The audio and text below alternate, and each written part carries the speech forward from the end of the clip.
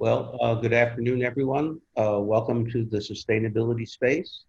If you don't know, I'm Steve Cohen, and I'm the director of the MPA Environmental Science and Policy Program and the Sustainability Management Program, and also a professor at the School of International Public Affairs. With us today, and I hope you're already with us today, is Llyod Kass, who is also teaches in the Environmental Science and Policy program with me. Llyod has spent 20 years designing and implementing capital investment and energy efficiency policies and programs for public and utility sectors as both a public servant and as a private consultant. Since 2015, he's led utility strategy for Willdan's commercial energy efficiency consulting business, working with some of the country's largest electric utilities in more than a dozen states. Within government, Llyod has a long track record directing energy efficiency initiatives in the Cohen administration, the New York Power Authority, and in the Bloomberg administration, the New York City Housing Authority. Llyod is also an outspoken policy advocate for the best practices of investment in energy efficiency at all levels. He serves on the boards of the Keystone Energy Efficiency Alliance and the Energy Efficiency Alliance of New Jersey, and last month was appointed to the New York State Utility Commission's Energy Efficiency and Building Electrification Strategic Advisory Group. So welcome, Llyod. Also with us today is Nikki Joseph from the Environmental Science Policy class of 2017. She's worked in the New York City Mayor's Office of Sustainability for 2 years, where she manages the office buildings electrification programs. Um, and In this role, she collaborates with other leading cities, nonprofits, manufacturers, and state organizations to identify market strategies to scale building electrification, assist with design and oversight for electrification, pilot projects, manages consultant research on building electrification barriers and gaps, and works to design effective and just electrification strategies as part of larger policy efforts in New York City and New York State. Prior to starting at SEPA, Nikki's experience was in the nonprofit sector, having worked for groups like the Natural Resources Defense Council and the New York League of Conservation Voters and the Wilderness Society of New South Wales. And so welcome to our discussion, Nikki. And also with us is Stephanie Diaz. Stephanie is an energy professional excited about the transition to our low carbon future. She currently works as a digital industry analyst at Bloomberg NEF, doing market research on how digital strategies can lead to decarbonization. Previous work experience included New York City Department of Citywide Administrative Services, in the Division of Energy Management and the U.S. Environmental Protection Agency. She has a bachelor's in chemistry from the University of Chicago and an MPA in Environmental Science and Policy from our School of International Public Affairs from 2019. And so welcome to our discussion, Stephanie. So the purpose of our conversation today is to talk a bit about sustainability and a bit about careers. And so, and let me suggest to folks, if you have questions, there's a place on the bottom of the Zoom screen for Q&A. And if you put some questions in there as we go along, Stephanie Hoyt will pose those questions during a Q&A period for us. So let me start. We'll start, let's see, and we'll start with Nikki and just ask how long you've been in your current position and what's been your career path up to this point? Sure, thanks, Steve. So I've been in my current position for about 2.5 years, although I went from supporting the work to managing it about a year ago. And I've known from a pretty young age that I wanted to work in sustainability generally, probably since middle school, but it took me a long time to kind of find my focus within that field. Growing up, I got very involved in some nonprofit advocacy and outreach work. And so I kind of was always drawn to this mission-driven environment of the nonprofit sector. And I got my undergraduate degree in environmental studies at NYU, which was a pretty broad degree as well. And so I went into SEPA pretty much right after my undergrad degree, kind of looking to get more of a direction in what I wanted to do in this broader sense of sustainability. And through my time at SEPA, I definitely became more interested in government work, particularly local government, largely through my final workshop project, which was for New York City's Housing Preservation and Development Authority. And so through working with that capstone final project, as well as working with the building sector with HPD, I gained a lot of interest in buildings and energy efficiency. And so doing a lot of networking after graduation and continuing to meet people in that field, that interest deepened, and is how I ended up in my current position. Great. Stephanie, same question for you. I know that you started recently, but how long have you been there? And, what's been your career path up till now? You're muted, so unmute yourself. Yeah, thanks for the reminder. So currently I work at Bloomberg NEF. I actually recently just started this position 4 weeks ago, so still very new to it. My career path, after undergrad, I went and worked at EPA. It was actually by accident that I took a gap year. I knew I wanted to go to the Columbia program, but because the UChicago school year ends in June, but the MBA starts in May, I couldn't start right away. So it forced me to take a gap year, which turned out to be quite good for me because it was valuable work experience. You don't realize it till you actually start a job, what you're kind of looking for in a job. That's probably one of the hardest things before you have an experience figuring out what you actually want. So after a year of working at the EPA, a year and a half, I went to Columbia. Then I went after graduation. While I was still in the program, actually, I started as an intern at New York City DCAS and managed to turn that into a full-time position after graduation. I spent a lot of time looking at how we could digitize buildings to make them more efficient, to understand their functionality and to improve efficiency in them. And it's that thread of how do you take digital technologies and turn that into a pathway for decarbonization that I am now following in my current position. That's great. So Llyod, you're going to have to take a little more time because you've had a longer career. So tell us where you are now, how you got there, and some of the irony of it all. Well, yeah, I'll try to summarize because anybody who knows me knows if I don't try to summarize, I can go on forever. So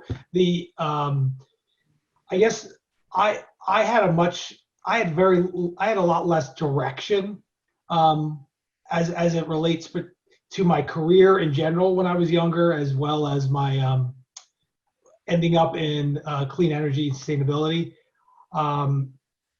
I spent, frankly, a good portion of after college, several years. I took many gap years in that vocabulary of gap years and tried to figure out a few things, and decided that public service was in it for me. But I wanted to, but I didn't know what that meant. I know I at that point I thought I enjoyed working with data, and kind of had an interest in helping organizations run better. So I got a general 2-year MPA and ended up in a number of roles in city government until I found myself at the Housing Authority, where I got involved in the capital budget and capital planning process, and really got into buildings and infrastructure, which kind of led me into a little bit into energy. And I sort of caught the energy bug and became more of a specialist after being kind of a generalist most of my career. And kind of doing a lot of that work as a program manager or and dealing with the intersection of where policy and programs hit, working with utilities, working with government, and working with, when I say utilities, I really mean utilities customers, running programs for utilities. I just spent a lot of time trying to figure out how to increase participation and engagement around particularly energy efficiency. And now I was fortunate enough to get promoted a couple times, and now I sort of do that from more of a strategy level. And that's kind of where it is. But I just sort of, I think there's a lot of folks who are much younger who kind of know they want this. Most of my peers, we all kind of backed into it, when it came to sustainability, because it wasn't really a field when we were figuring out our careers. I think that's really one of the things that those of you who are educated in this field have an advantage over people like Lloyd or myself who came into the field self-trained because there was no training available to us. But I wanted to move to the question of how you found your job. What tips do you have for our students on job searching? And also, when you get to you on this, Stephanie, you obviously were able to conduct a job search in this virtual environment. So it'd be interesting to hear how that's going on. I run an organization, so I know we're still, even though there's a job freeze at Columbia, we've still been hiring people. And so let's see what you can tell our students. So we'll start with you, Nikki, and then move on to Stephanie and then Lloyd. Sure. So I'd say general job searching advice. It's the oldest piece of advice in the book, but networking is everything, especially with former alumni. We really do have an advantage having this incredible, robust body of former Columbia students doing incredible things in their fields. And often just, having that Columbia connection will make people more likely to and interested to chat and engage with you. So really reaching out is everything. Going to events and lectures that interest you. A lot of these are still happening virtually. There's an organization called the Building Energy Exchange, where if you're interested in buildings and energy efficiency, they host a lot of regular events that are really interesting and enlightening. And even, reaching out to folks who are on the panel individually afterwards and following up with questions, really building out that network is really helpful. I found it's a pretty small community. It's a lot of the same folks who kind of move jobs and organizations over time. So really just getting to know people is super helpful. And in terms of the actual job search itself, unless you have a strong background already and like a very narrow focus, try to be open-minded and look at the subject that interests you and not necessarily the title or the organization. For example, I work in the Mayor's Office of Sustainability, but on paper, I technically work for a nonprofit called Solar One. And so it has to do with an interesting kind of staffing line, whole loophole. It's a long story, but if the work interests you, then it often can open up more opportunities than you may realize. And also give yourself time. It took me almost a full year to the day since I graduated from ESP to find my current position. So I have that patience too and be persistent. That's great. So Stephanie, what advice do you have? Yeah, I will echo the Building Energy Exchange tip that she just gave. Definitely very useful for trying to find people who are particularly focused on buildings and building efficiency, but still lots of people who work on solar and other things like that. As far as tips, in addition to networking, sign up for job newsletters. There are a couple that exist out there. There's one, I think it's called like Ed's Clean Energy and Sustainability Jobs. I can maybe send a link to Stephanie after this, that way you guys can all have it, but trying to sign up for newsletters and other ways to make sure that you're constantly getting feeds of job postings that are out there. I also recommend helping each other out. There are positions that I find that weren't necessarily a good fit for me, but I would share them with my classmates because I knew it was a better fit for them. And that definitely helps just, keep morale up and help each other out there. Other tip, if you find people that you like, whose names keep popping up, but maybe you don't actually know them, so you feel like you can't reasonably reach out to them on LinkedIn, although you should always try to reach out to people. You'd be surprised by how willing people are to talk about themselves. It's not actually all that bad. But if you're still too afraid, you can also just follow people on LinkedIn. So you're not a connection, but you do see things that they post. And oftentimes people will post, things that they're hiring for. That's actually how I found out about my current position before it was actually posted on the actual Bloomberg NEF website. It was posted by the person who is now my boss on her LinkedIn. I was following her and that's how I found out about it. So even things like that, just making sure that you are keeping up to date with people who you think are interesting and are working at companies that you think are worthwhile. Try to keep tabs on them. Make a list of companies that are worthwhile, that are interesting to you. So it can be very overwhelming to just kind of wade through all of the job postings that are out there. If you have a better sense of which companies you're focused on, it's a lot easier. So I had a list of 20 or so companies that I thought were interesting to me, and I would regularly check to see if they had posted anything. As for searching for a job during the pandemic, it's weird. It's kind of weird, but it works. There will be a lot more Zoom interviews. It takes, which is a different kind of exhausting than a normal in-person interview.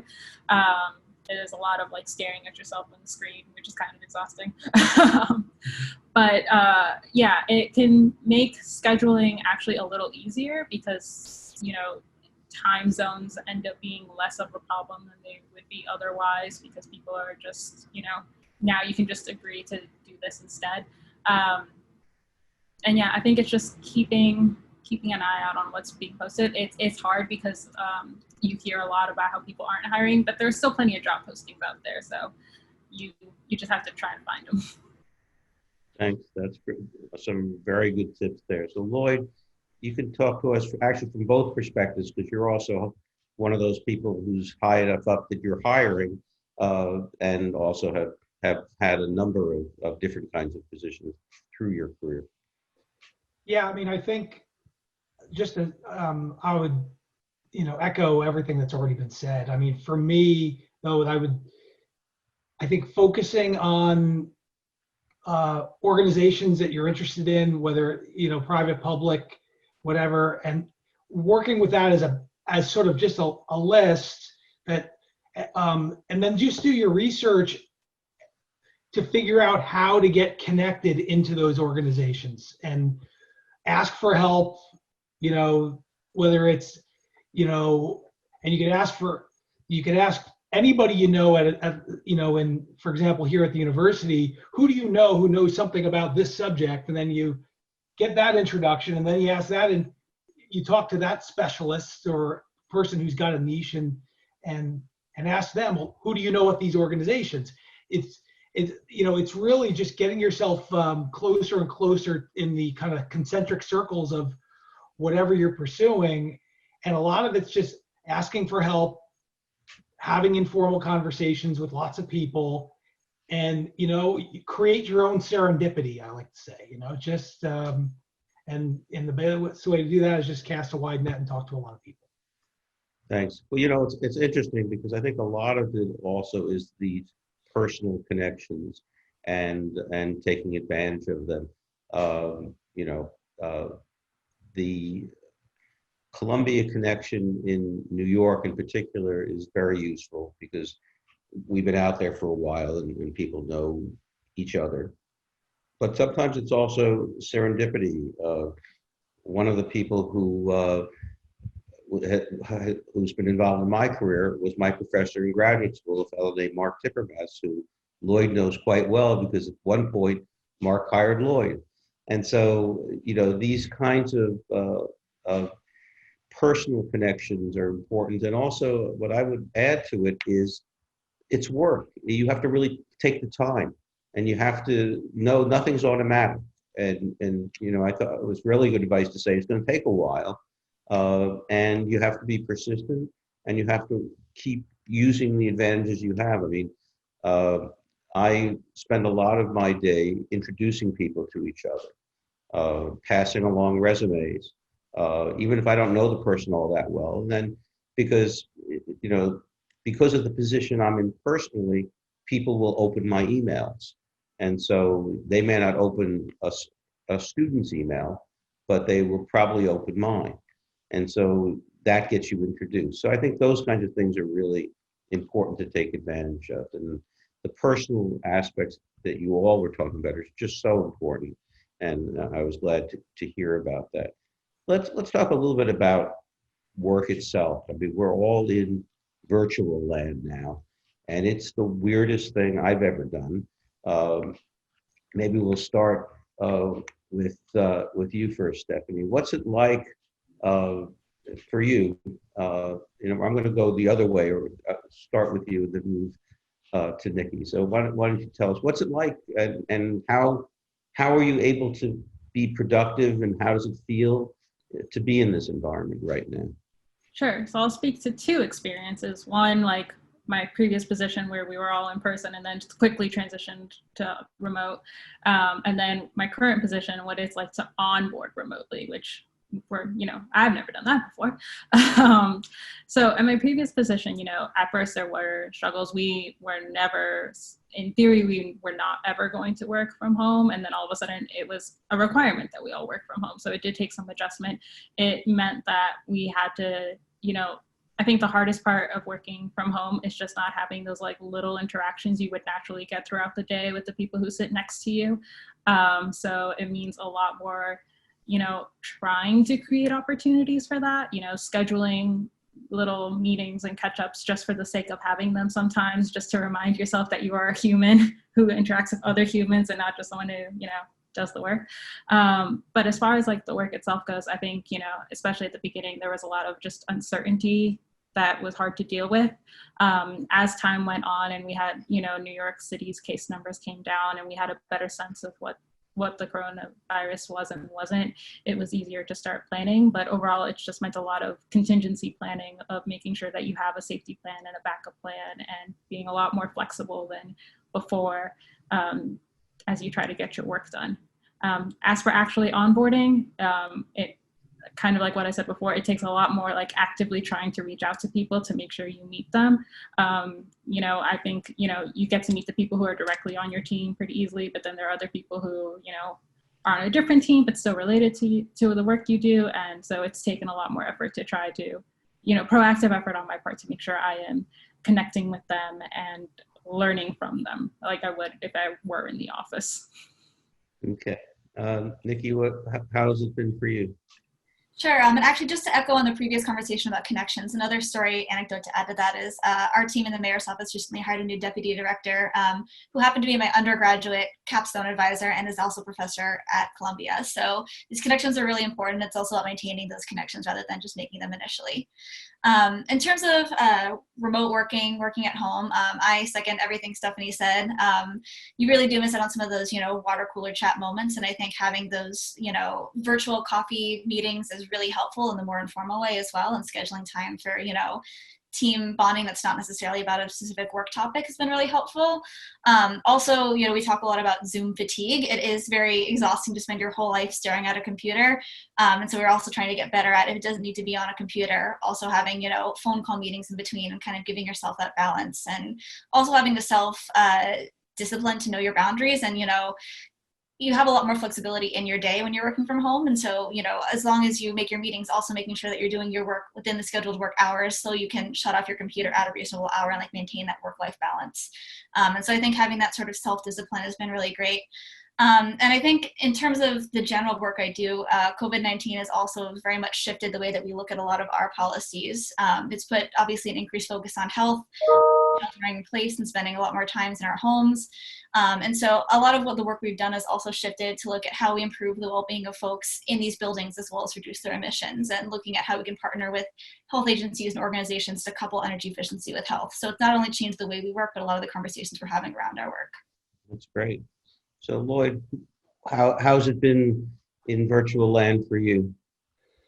Well, personally, it's been, I feel fortunate. It's been fine. I've definitely echo everything, but I'd always done a lot of virtual meetings, partially because, I have an office 5 miles away that I never got to because I was always traveling. So the people in the office that I never got to, I was always doing WebExes or what have you with them. But it's been, I had been traveling really hard for about 3 years. It was wonderful to not get on a plane now for 7 months or whatever it's been. The real challenge, of course, is it really depends on what you're doing. But I work in an organization that does, we like to say, we do a lot of small commercial energy efficiency retrofits, for example. And we used to do a retrofit every 6 minutes was one of our marketing lines. Well, when small businesses went, were all shut down, blew a huge hole in our business. And that's been really the struggle, is getting the business back on the feet, trying to get furloughed people back to work, trying to figure out all of the different, get all the protocols right so you're being safe to customers, to employees, and then sustaining that. and keep maintaining that compliance that's exhausting. so, um, so yeah. Well, it's interesting in sustainability management class this week. I had the students do breakout rooms on a blog I wrote on managing during a pandemic. And, the issue that you raised, Nikki, about work-life balance is one that is particularly difficult. I've started to work a few days a week now back at Columbia because I'm 2 blocks away. My wife works for the Fund for Public Health in New York, and she's been working here in our apartment. And, one of the things that you have to do is actually, like right now in my dining room, and at the end of the workday, I make sure I put everything away, and this becomes my dining room again.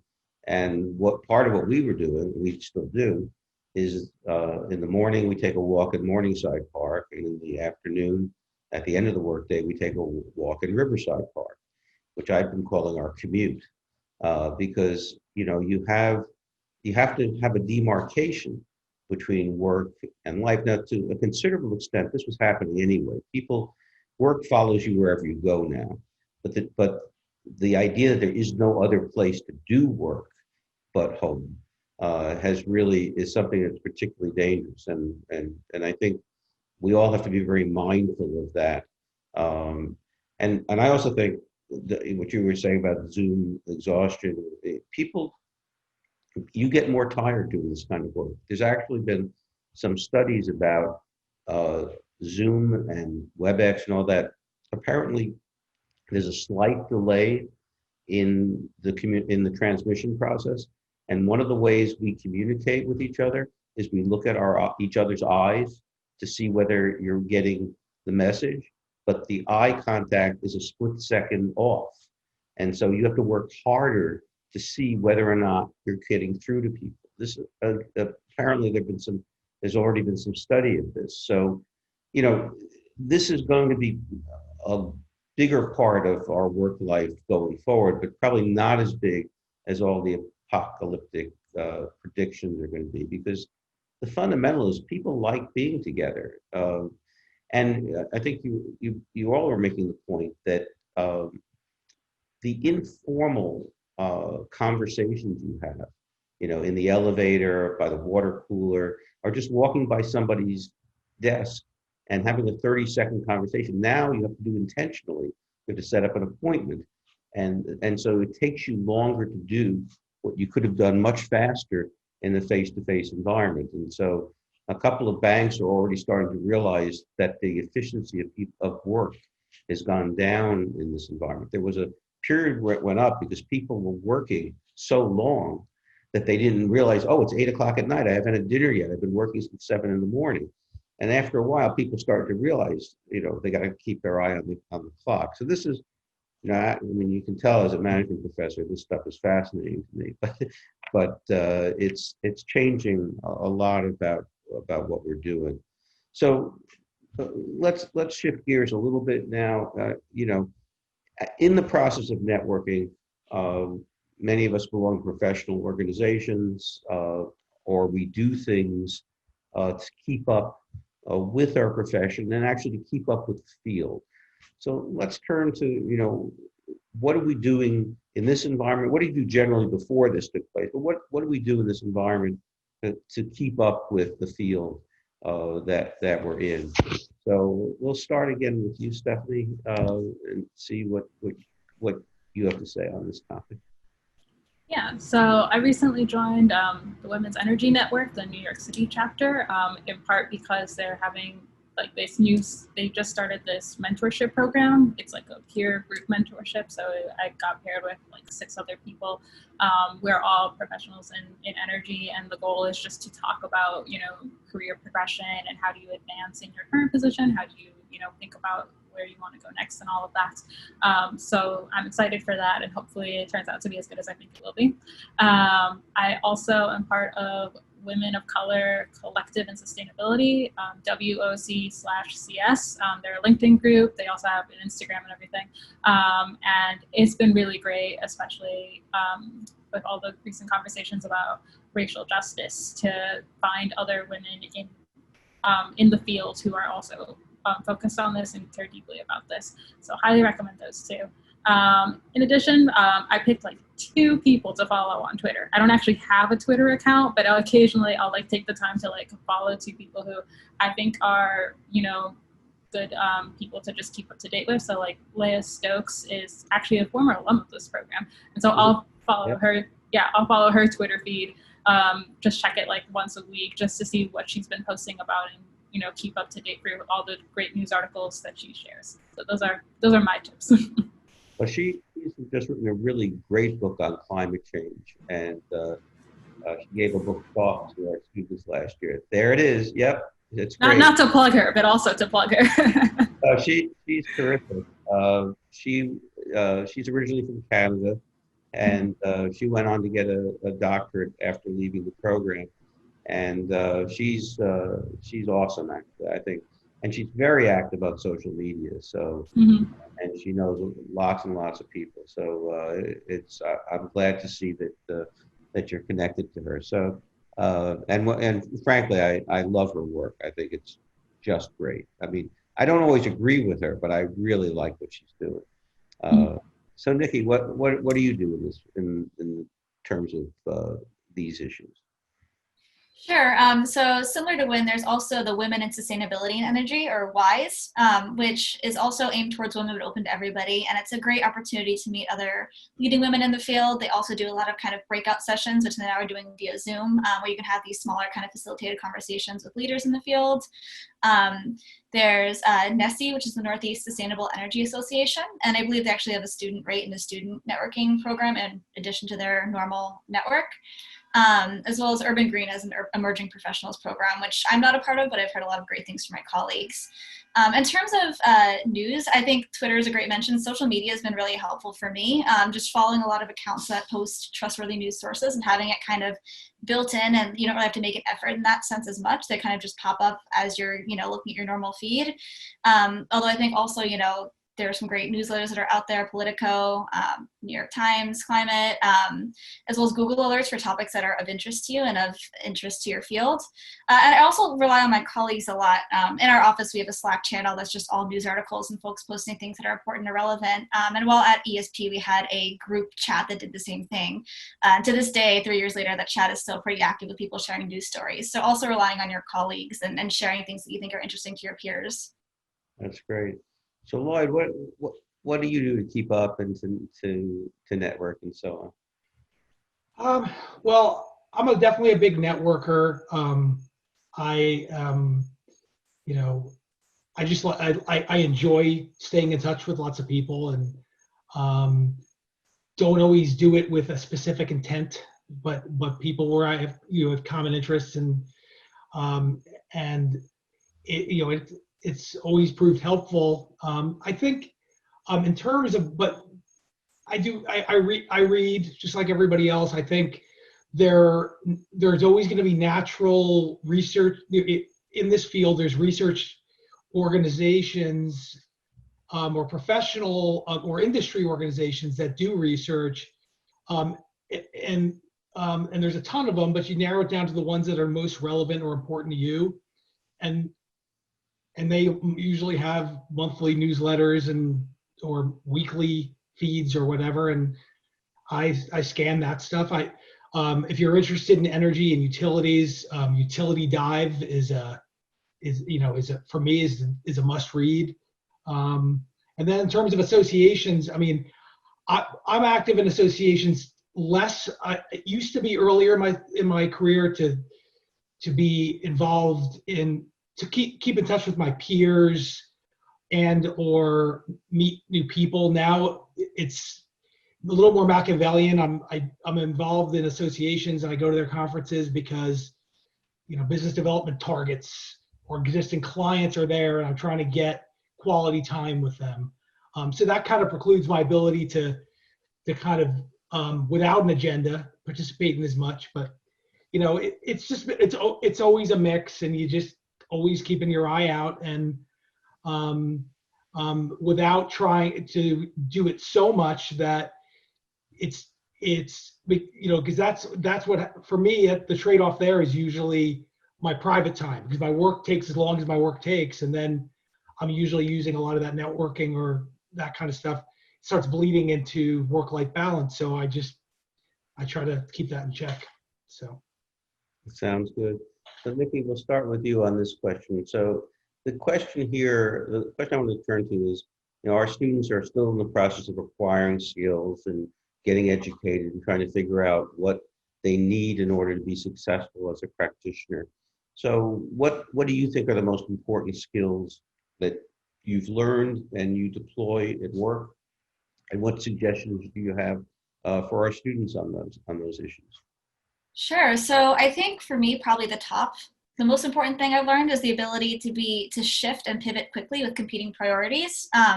Working in the mayor's office, there's always a ton of different initiatives that are going on. And at any point, there's different sort of political willpower or interest in making things happen. And so you have to be well prepared in a lot of things, but also prepared to kind of drop things, when something picks up, and kind of focus and zoom in and keep up with the pace. So being able to think quickly and also time manage really well and shift priorities and shift gears has been really helpful, as well as the ability to kind of be a generalist. So as a policymaker, I'm often in rooms with people who are, engineers who have been in the field for 20 years and understand the complex world of building sciences, or folks who are contractors who have been on the job for 20 years and know their profession very well, or everyday New Yorkers who may not care of an interest in climate change. And so being able to understand the worlds of all of these different stakeholders and being able to kind of synthesize them, understand what's important, and translate it into larger, bigger picture policy issues has been really important, and is necessary, I think, to do this job well. So being able to be comfortable in situations where you may not be the expert in the room, and also not being afraid to ask questions and to get that information. I think you also have to be creative and flexible to think outside the box, since these are often very hairy and sticky problems, as I'm sure most of you know. So being able to kind of think around the traditional ways of doing things and not being afraid to kind of have those off-the-wall ideas. And I think you also have to have this underlying sense of optimism, at least for me. You're often faced with a lot of roadblocks and a lot of very grim information. And so being able to have the internal drive that what you're doing is important and matters, for me, is really important to keep going forward and face those hardships. Sounds great. So Stephanie, how about you? What skills do you suggest our students acquire? Yeah.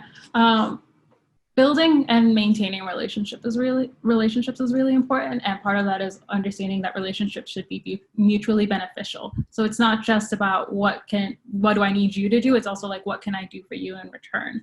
I think one of the greatest strengths of my former boss was that she was very good at making sure that people's needs were not just heard, but that she would help address them in whatever way she could. And that really helps build those long-term relationships that you need in this field, because climate change is not a problem we're going to solve tomorrow. It's a problem that we're going to be solving for the next, or at least mitigating and adapting, right, for the next 30 years of my career, right? And so you want to have the solid foundations for those long-term relationships that you're going to need. I would also say that it's important to take care of yourself. We face an existential threat, and that kind of is at the core of what we do.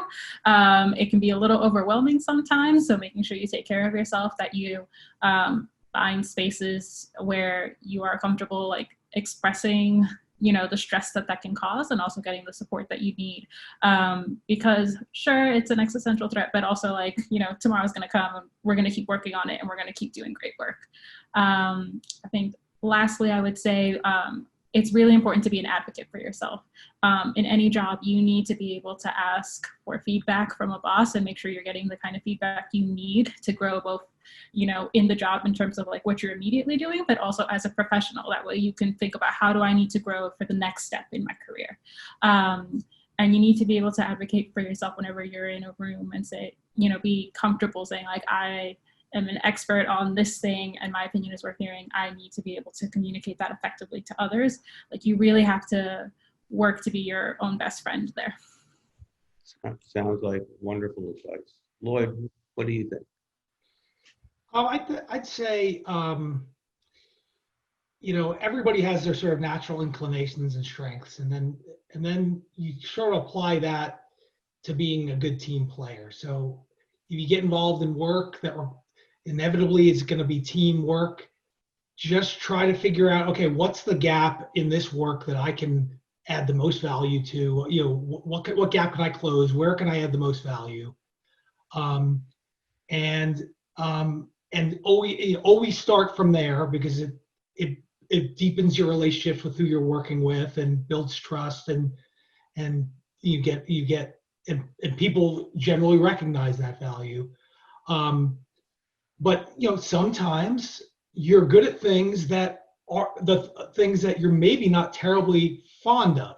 So you got to lead with those things that you're good at. But at some point, if you're not doing things that you really, really enjoy and care about, you're not gonna be successful in the long term. So, I feel like earlier in my career, where I had less kind of leverage and choice, I just leaned in with the things I knew I was good at, and then kind of at a base kind of skill level, and then sort of as I had more choices, I look for that longevity game that's based on where my passion is. So I think it's interesting that each of you really talked about what I would call soft skills, the kinds of things, and I think a lot about those too. Very often students, when they're in school, they want to have something that teaches them something quantitative and analytic, which is always helpful to have those skills. But in fact, the probably single most important thing everybody keeps mentioning here is relationship building. And I think the point Llyod just made about working in a team, you want to be the person that people want on your team. You want to be the person who, what Llyod was saying is he tries to find those spaces. You want to be the person who gets invited in because you always do find those spaces. And I think that's another element of skills. Well, I have one more question before I'm going to ask Stephanie to start posing the questions from the audience. And I really want to turn to, we're all fortunate we're in this region and nobody's questioning climate science, or very few people do, just like they don't question, vaccine science or medical science. But just the same, there are people around who are not as interested in sustainability as we are, have other priorities of one kind or another. So, how do you deal with that? And what do you think of that? And Stephanie, I want to start with you and see what your views are. Sure. So at my previous position in New York City government, I was part of the agency where we were really focused on energy efficiency, reducing greenhouse gas emissions from the entire municipal portfolio. But that meant, a lot of our work was building relationships with the other agencies. So, the Department of Sanitation, the Department of Education, parks, whatever it was, right? And, they all have wonderful people who also care about this, but this is not necessarily their number one priority, right? Like parks cares about having clean parks, sanitation cares about picking up garbage every day. And so sometimes it goes back to that relationship building piece that I talked about earlier. It's about understanding their needs and their priorities and how you can try to align them. If I can tell a partner agency like, we can do this, but we will also hopefully, save you energy and therefore, operational costs, or, this will be something that'll make it easier for your workers, because now the sanitation garage won't be as cold in the winters or something like that because we installed rapid closed doors or something. Things you really want to focus on things that align, and sometimes it means framing your ask as in terms of what their needs are.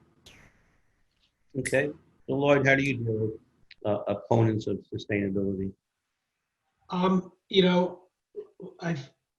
think Stephanie gave what would have been my first answer. I think Stephanie, you nailed it. I guess I'll just give some other examples. We again run these programs for utilities where we're trying to get them to participate in energy efficiency, and we run programs in a lot of where if they did a poll, sustainability would not be even on the list. Forget about low on the list.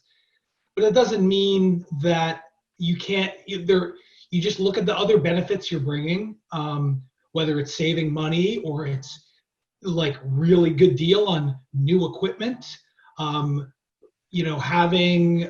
let's thermostat that's gives you an app that gives you more control over your equipment, and you don't have to be in the building. You kind of read, you got to read your customers and tell them what they want to hear to the degree it works, and not worry about, you can't change hearts and minds necessarily. That's it just doesn't work as far as I'm concerned. It's not pragmatic, so. Okay. And so Nikki, what do you do with opponents? Sure, and ditto to everything that Llyod and Stephanie said, and kind of building off of what Stephanie said in terms of relationships. I think it's also about just understanding the root of the resistance and of the issue. Sometimes it's, behavioral, or people don't want to make a change, but sometimes it's actually something that's worth working on. If we have, a policy to increase electrification, but it's going to impact housing affordability or grid reliability or other necessary important problems, some of that resistance and feedback can actually be helpful in shaping better and more holistic solutions. So understanding where those folks are coming from, where it's okay to compromise for the sake of those relationships for larger problems and issues, and where you might be able to work together to meet in the middle and have something that benefits each party and their main interests and motivations. Sounds very good. So at this point, Stephanie Hoyt, who is the person who actually runs the environmental science and policy program, everybody always knows that I'm the figurehead and there's somebody who actually does the work, is going to pose some of the audience questions. So Stephanie, why don't you take it away? Great. So we have a question from Christina. She asks, when you reach out to someone in order to network who is an alumni, let's say on LinkedIn, how would you frame it? Or if someone approached you now, what would be an effective way to spend some time speaking with them about your career? Okay, somebody want to get started on that? Should I pick someone? Okay. Nikki, why don't you start, and then we'll turn to Stephanie. Sure. And I've been lucky, but I found people to be pretty receptive in almost every conversation I've had. And so I think just starting off by saying I'm, currently in this program. I noticed you're an alumni. I'm really interested in XYZ. I think having something to point to about their career that interests you in specific is really helpful and a good door opener. Not just saying, I want to work at this place too, but I really admired your work on X or this, if that data is available somewhere online. And finding something that's a little bit more detailed and a specific question, I think, can have a better response than just a general, can you talk to me? So being specific with your question and kind of going from there, I think, is a good intro and starting point. Okay, Stephanie? Yeah, I would agree with that. Just generally reaching out and saying like, hi, do you have time to talk? Like, often does work, but I think it's more effective when you have a specific thing you want to talk about and you make that clear. Whether that's like you want to talk to someone who recently released an interesting report and you want to like use that as a jumping off point for a conversation by asking them some questions, or whether like if you want to reach out to me, for example, and you want to say like, hi, I, am like a part of this program and I don't have prior work experience. Can you tell me a little bit more as a young professional, what type of things I should be looking for in a workplace or something like that? I think it's important to have like some sort of idea of what the questions you want answered are so that you can communicate that in your initial outreach. That way they know there's a point to it. It helps, oftentimes, people are pretty friendly and have time, but, especially for people who are busy, it helps to know that there is, a reason behind the ask. Okay. Llyod, do you have anything you'd like to add? Not really. I think Stephanie and Nikki nailed it. Great. I'll add as well. I think, once you actually make that connection and have that, outreach conversation they've agreed to, have like an agenda of questions ready to go, really drive the conversation. Don't just wait for them to kind of lead. So take that initiative beforehand to know what you want out of it, like Stephanie was saying. Great. Stephanie, what's the next question? Yeah, so we have a couple of questions from Alejandra. She is interested in becoming a sustainability management student. And she asks, what relevant experience would you have for the U.S. economy? It looks like she's based out of Peru. And then her second question, is there a specific field of study that energy companies are more inclined to? Anybody want to take a crack at that? I'll say that I don't think that's the great thing I think about the energy field now. The energy field used to just be, basically, I don't know, everybody I used to meet in the field was a mechanical engineer. And now, you whatever your background is, whatever your passion is, there's a role for you in the clean energy field, the advanced energy field. If you want to be in sales, you want to be in marketing, you want to be in recruiting, you want to be, and there's so many growing organizations, and they need, they realize that the engineers who run these companies, often because they've been there a long time and they're in charge, realize that engineering skills don't solve every problem. So I think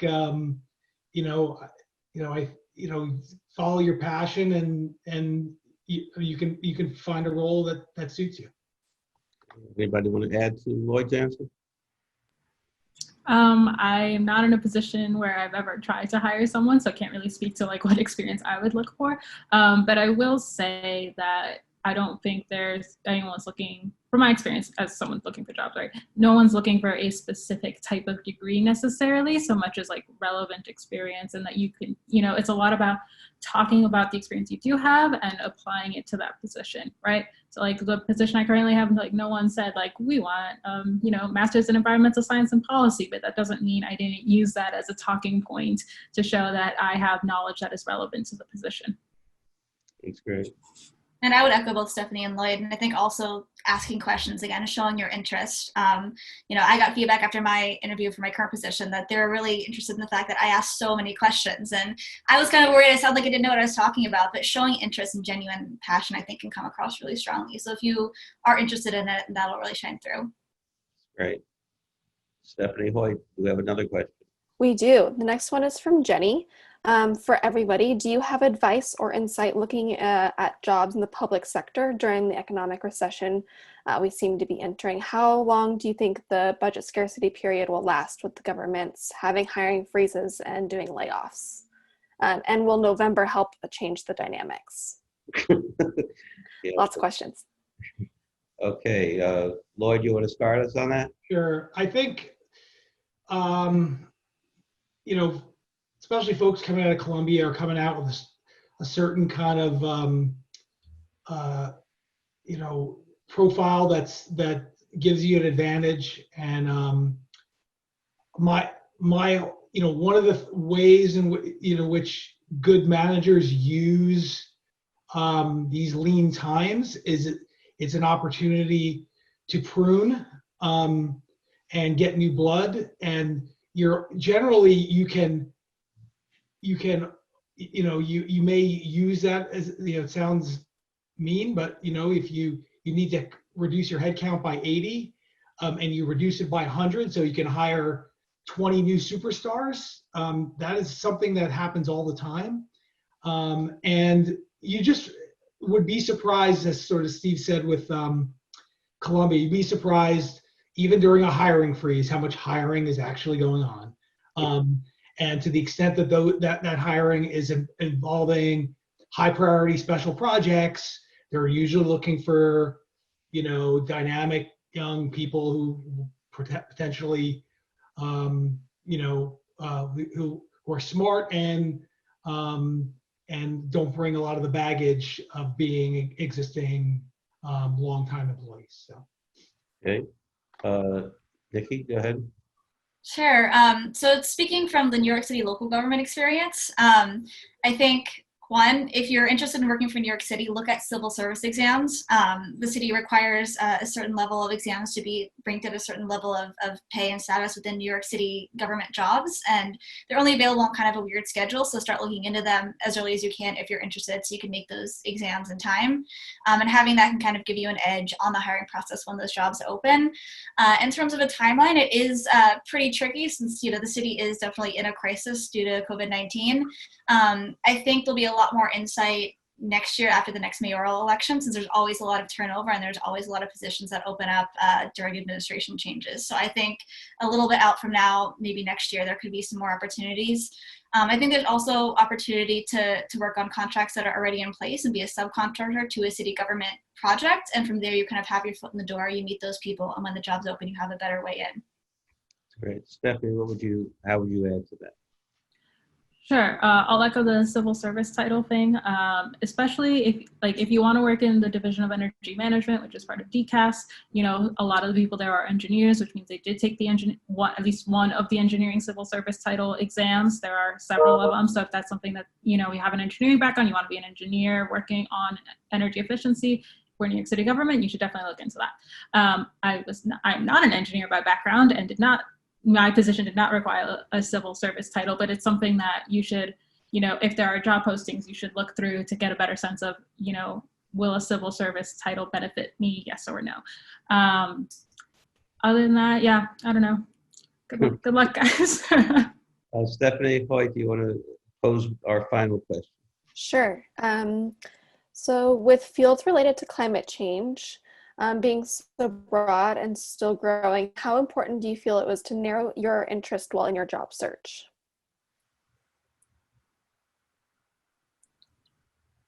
Okay, Stephanie, it looks like you. Yeah, I can start. Yeah, if you had asked me 3 years ago if I would have worked on air quality and building energy efficiency and now digitalization for decarbonization, I would have just looked at you very confused. I think it helps to have an idea of what you're interested in, but a lot of a job is not just is a lot about what you're doing on a day-to-day basis.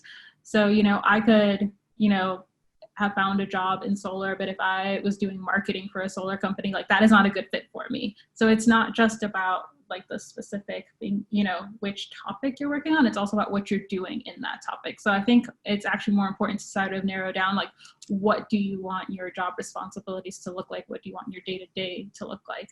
That's, I think, a more useful narrowing down than trying to narrow down into which part of solving the climate change problem.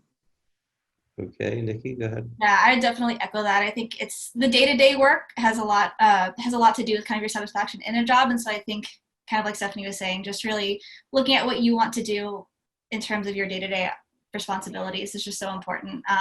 To the extent that you don't get overwhelmed by the, slew of postings out there, and to the extent the opportunities guide you, I think really just following what interests you is the most important thing. Okay, Llyod, do you have something you'd like to add? I would just add, sort of along the lines I said earlier, you should find work where you feel like you can add the greatest value out of the gate. There's always time to, establish enough footing to really work in the field you want to work in, and you can make those transitions. But getting that first job, you should be very open. But you also should be comfortable, in addition to the day-to-day role, but you should be comfortable with the environment and the people.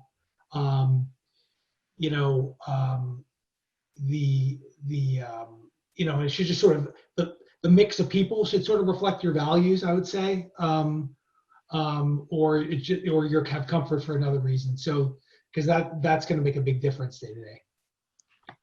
Okay, well, I want to thank the panel, Nikki Joseph, Stephanie Diaz, Llyod Kass, for really being incredibly articulate on these issues. And this is a tough time for everybody. Everybody recognizes it. One of the points of the question, there is an important election coming up, and I know that we're all thinking a lot about that. Some of us are even obsessing about it. But I think this is a time that for our field that couldn't be more important. From hurricanes coming up the coast, to forest fires in the West Coast, to just the overall need to deal with the climate problem and every other aspect of the environmental problem. It's very clear that those of you who've chosen this field have chosen the field of the future. I think, Stephanie, when you said 30 years from now, I won't be here 30 years from now, at least I hope not. But I can say that 30 years ago, I had already been in this field since 1976, and I knew that this was coming. The climate problem itself, we had models in the 1990s saying this is going to happen in 20 years, And guess what? This happened in 20 years. So there's very little question that for better or worse, this is the future. And my concluding remark for the panel today is that you are the future, and that you're going to save the world, which was essentially why we set up these programs through the Earth Institute to begin with. We wanted to have people be educated to save the world. What Llyod was saying, my experience has been, most of us were not trained to do this kind of stuff. We had to learn it as we did it and make enormous mistakes along the way because we're so badly trained. So I want to thank you for your participation here, and thank you, Stephanie Hoyt, for putting this together. And want to wish everybody a great afternoon, and stay together and work together. Thanks again, everybody.